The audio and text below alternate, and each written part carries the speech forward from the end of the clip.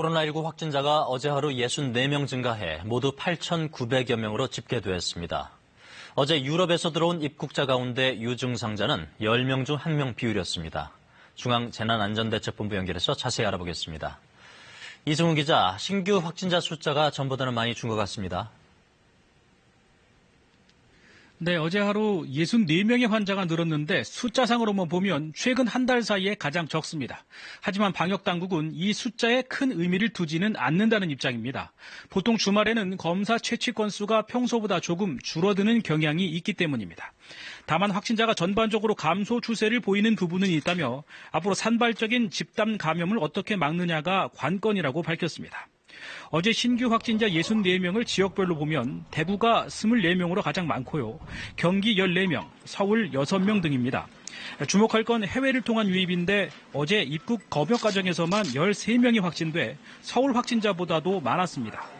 사망자는 어제 7명 늘어 111명으로 증가했고 완치 판정을 받고 격리 해제된 사람도 257명 늘어 모두 3,166명으로 집계됐습니다. 어제부터 유럽발 입국자에 대한 전수 진단 검사가 시행됐는데 첫날 결과 전해주시죠. 네, 어제 하루 유럽에서 국내로 들어온 입국자는 모두 1,440여 명입니다. 이 가운데 10.5%인 152명이 입국 과정에서 유증상자로 분류됐습니다. 이들은 공항 격리시설에서 진단검사를 받고 결과를 기다리고 있습니다. 증상이 없는 나머지 1,290명은 임시생활시설로 이동해 역시 진단검사를 받고 있습니다. 유럽발 입국자들은 이 검사에서 음성 판정을 받더라도 내국인이나 장기 체류자의 경우 14일 동안 격리 생활을 해야 합니다. 또 단기 체류자는 체류기간 동안 강화된 능동적 감시를 받습니다. 한편 나흘 전부터 특별 입국 절차가 전 세계로 확대됐는데요. 어제 하루 이 절차를 통해 국내에 입국한 사람은 모두 9,798명으로 집계됐습니다. 유럽뿐만 아니라 미국에서 들어온 사람 중에도 확진 사례가 있죠? 네, 오늘 서울 용산에서는 미국을 다녀온 50대 남성이 확진 판정을 받았습니다. 이 남성은 지난 21일 인천공항을 통해 입국했는데 다음날 아침부터 발열과 두통이 있었다고 하는데요.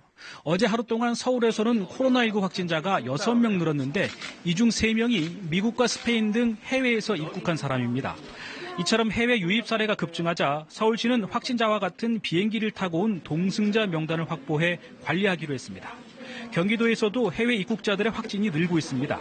성남에서는 20대 부부가 확진 판정을 받았는데 함께 사는 아내의 아버지도 확진 판정을 받았습니다. 이 부부는 음악과 관련된 일로 미국을 방문했다 지난 12일 입국한 것으로 조사됐습니다. 한편 집단 감염이 발생한 군포 효사랑 요양원의 첫 확진자인 80대 환자가 어젯밤 폐렴으로 사망했습니다.